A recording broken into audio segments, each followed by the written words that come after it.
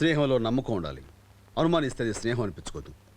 అలాగని తొందరపడి సంతకాలు పెట్టడం తెలివైన పని అనిపించుకోదు. తొందరపడ్డావా అంటే ఏంటి నీ ఉద్దేశం? ఫ్రెండ్కి ప్రాణం మీదకి వస్తే ఆగి ఆలోచించి టైం తీసుకుని అందరి సలహాలు అడిగి అప్పుడు సహాయం చేయాలా? ఈలోగా వాడు ఉరేసింది వస్తే చావుల వరకు ఎందుకు? నేను చెప్పేది, ఇంత పెద్ద సహాయం చేసేటప్పుడు అతను చెప్పేది నిజమో అబద్ధమో తెలుసుకోవడం మంచిదంటున్నాను. అంతేగాని ఎవరికి పడితే వారికి ఎంత కావాలంటే అంత. Stop it.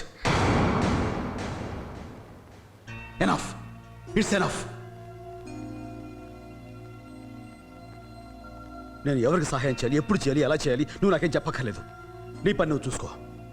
అది కాదండి, ముందు ముందు మనకేదైనా కష్టం వస్తుందేమోనని. కష్టం వస్తే నేను చూసుకోగలను, అంతేగాని నీ సలహా నాకేం అక్కర్లేదు.